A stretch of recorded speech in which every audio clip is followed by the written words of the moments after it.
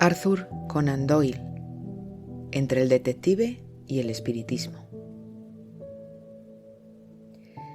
En su libro autobiográfico Memorias y Aventuras, Sir Arthur Conan Doyle dijo sobre el espiritismo: ha sido, con mucho, lo más importante de mi vida.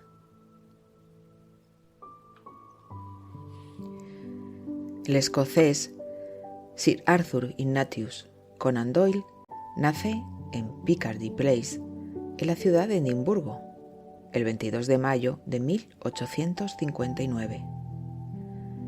Fue el segundo de los 7 hijos del matrimonio formado por la irlandesa Mary Josephine Foley, descendiente de la famosa familia Percy de Northumberland, y Charles Altamont Doyle, un oficial no muy ambicioso, con cierto talento artístico, pero que, tras perder su trabajo, se hundió en el alcoholismo, muriendo en 1893. El instinto literario de Arthur lo tenía desde su infancia. Con tan solo 6 años ya escribió un libro de aventuras que él mismo ilustró. Estudió en varios colegios católicos, pero la religión no le dejó huella, porque a los 16 años rechazó por completo el cristianismo y se declaró agnóstico. En 1876, siguiendo los deseos de su padre, Arthur Conan Doyle comenzó sus estudios de medicina en la Universidad de Edimburgo a la edad de 17 años. Durante su tiempo en la universidad, 2 de sus profesores se convirtieron en la inspiración para sus personajes más célebres. El profesor Roadefet, cuyo parecido físico se reflejaba en el profesor George Edward Challenger, y el doctor Joseph Bell, un cirujano escocés que tenía un gran aprecio por Arthur y lo consideraba el mejor estudiante que había tenido. Según Arthur, Bell poseía una notable habilidad al observar al paciente.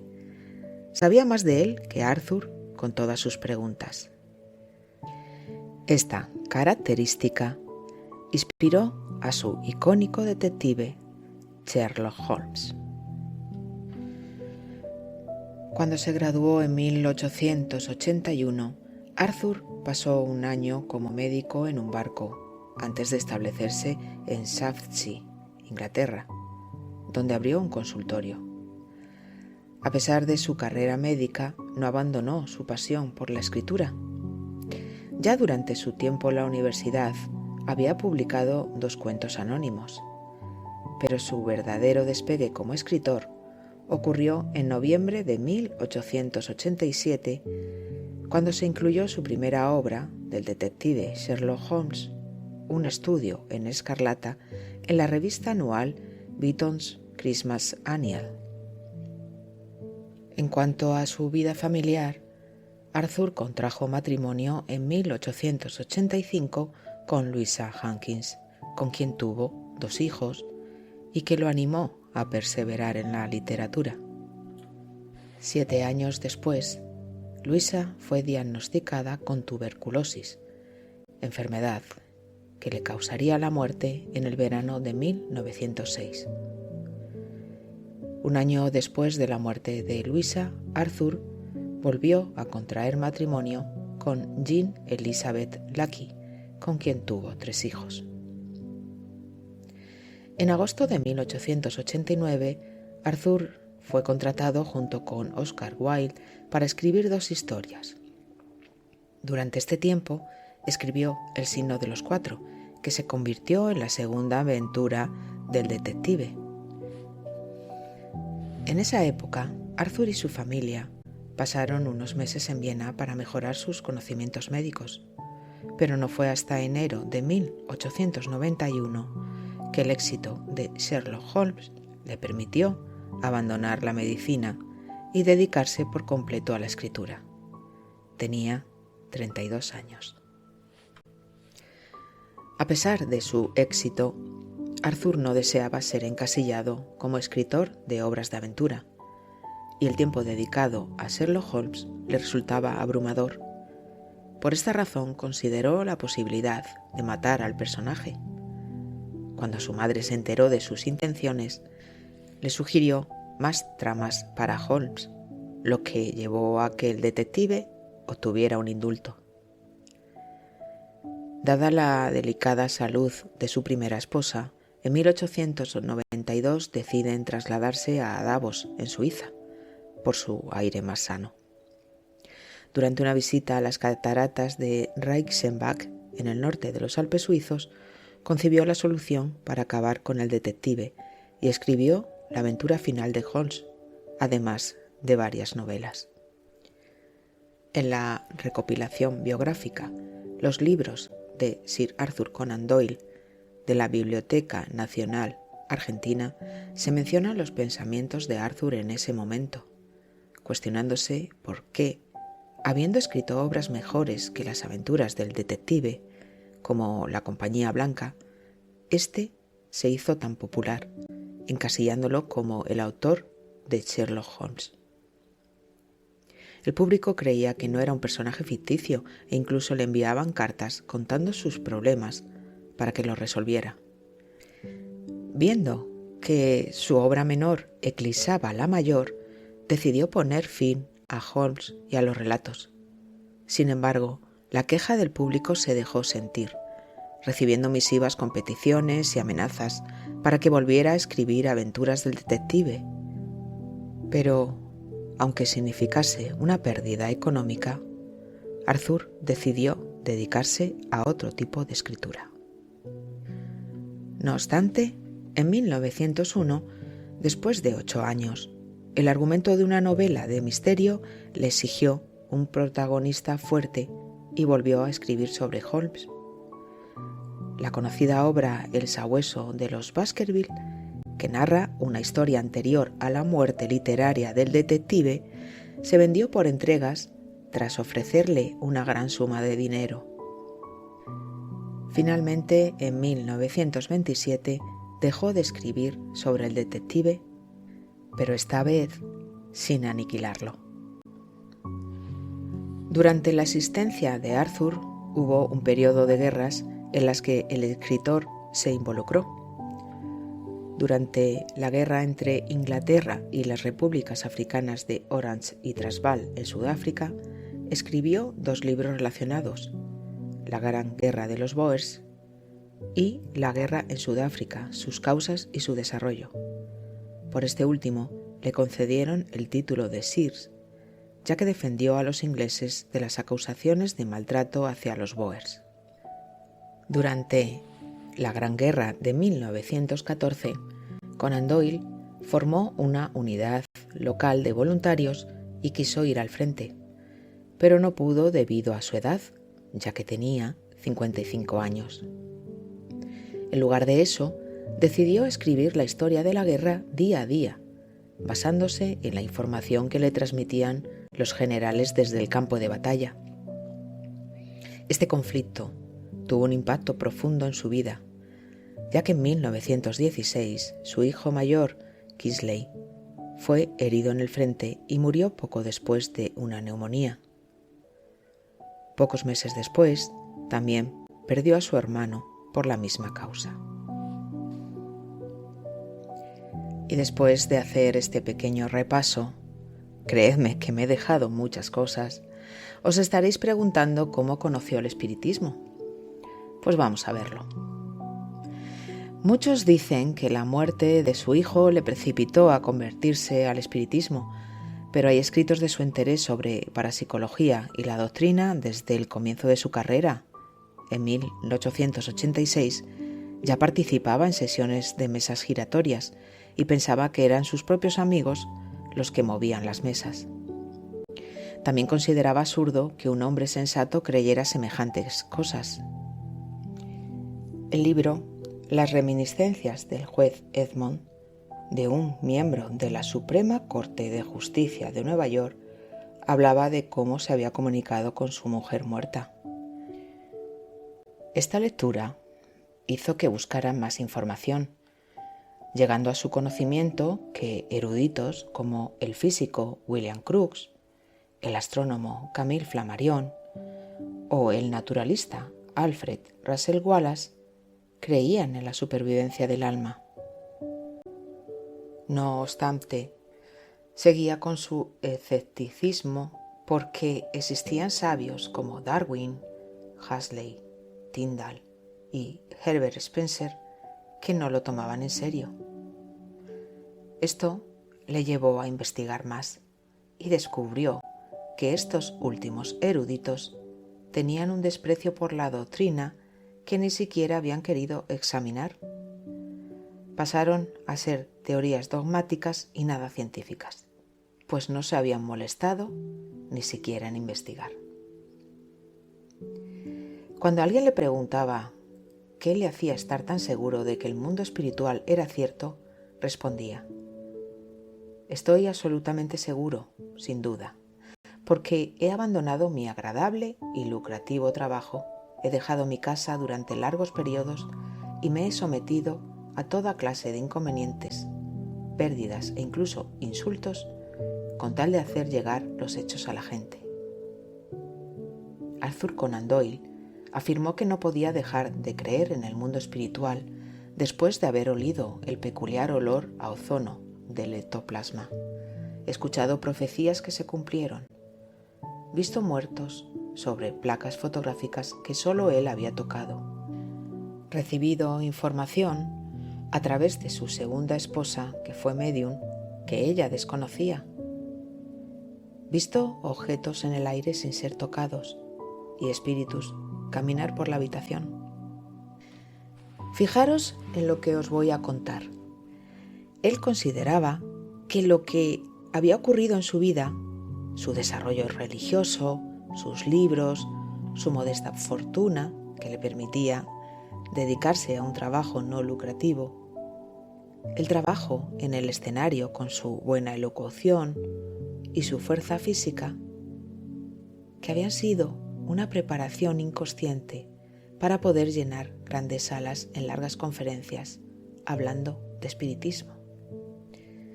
Esta campaña la inició en 1916 y, según sus palabras, solo puede terminar cuando todo haya terminado. Después de la guerra, Arthur Conan Doyle impartió conferencias sobre espiritismo en Australia, Estados Unidos y Canadá, recorriendo más de 88.000 kilómetros y llegando a unas 250.000 personas con sus temas psíquicos. A estos viajes le acompañaron su mujer e hijos que, como dijo en alguna ocasión, le hicieron más agradable esta aventura. Publicó su autobiografía Memorias y Aventuras y una obra referente para los espíritas, la historia del espiritismo. Participó en el Congreso Espírita Internacional de París en 1925, en el que encontramos a hombres como Gabriel Deland o Léon Denis. Arthur impartió varias conferencias en salas de todo París. En ellas la gente hacía colas para poder escucharle. Ese era el gran poder que tenía Arthur Conan Doyle y que procuró altruistamente a la doctrina espírita. El escritor investigó la fotografía espiritista y colaboró con el fotógrafo William Hope. En su libro El caso de la fotografía espiritista documenta sus observaciones sobre cómo las fotos de Hope mostraban imágenes de los fallecidos que no coincidían con ninguna foto tomada en vida. Unos años antes, el escritor dio crédito a unas fotografías obtenidas por dos niñas. En estas se distinguían pequeñas hadas en un bosque. Él defendía la existencia de las hadas y parte de su investigación fue volcada en el libro La llegada de las hadas. En las fotos se ve claramente el montaje, como finalmente confesaría la menor de las hermanas hacia 1981. Fue famosa su confrontación con el escapista Harry Houdini, quien inicialmente fue un buen amigo suyo. El 17 de julio de 1913, mientras Houdini se encontraba en una gira en Dinamarca junto a su esposa, recibió la noticia de la muerte de su madre. Desconsolado, regresó rápidamente a Estados Unidos, donde se enteró de que los últimos pensamientos de su madre estuvieron dirigidos a él, aunque no pudo articularlos en palabras. Esta pérdida se convirtió en una gran obsesión para Houdini, y Doyle intentó capitalizarla para su proyecto espiritista. El escritor organizó una sesión espiritista en un hotel de Atlantic City con su esposa Lecky como medium. Durante la sesión, Lecky afirmó haber contactado con la madre de Houdini y mediante escritura automática reprodujo un mensaje para él. Sin embargo, Houdini se sintió engañado cuando Lecky, la esposa de Arthur, aseguró que el espíritu de su madre se había comunicado en inglés, un idioma que ella nunca había aprendido. Esto enfureció a Houdini, quien inició una cruzada para desenmascarar a los médiums, enfrentándose a Doyle. Las crónicas de sus desenmascaramientos se multiplicaron en las publicaciones de la época, mientras que los escritos ensalzadores de Doyle continuaban apareciendo en periódicos y revistas religiosas. Y es que son muchos los periódicos y revistas en las que publicó sus ideas, respondiendo a los argumentos que se proponían rebatirlas.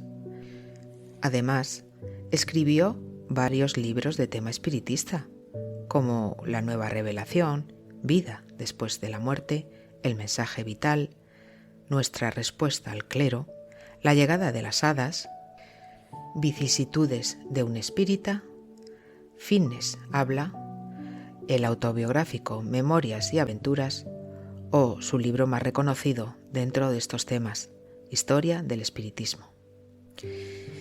Pero también aprovechó sus novelas para introducir el tema espírita.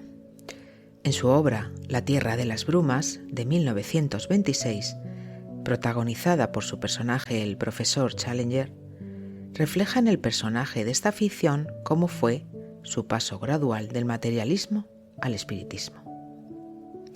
En la novela se describe un experimento realizado en la Sociedad de Investigaciones Psíquicas que proporciona una prueba tangible de la existencia del más allá.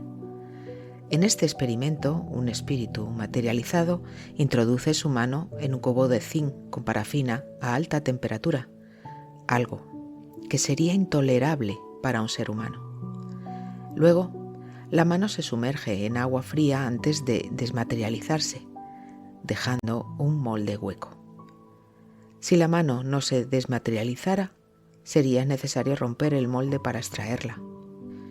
En su libro Historia del espiritismo se pueden encontrar fotografías de los moldes realizados en una sesión con el doctor Gustav Jelle.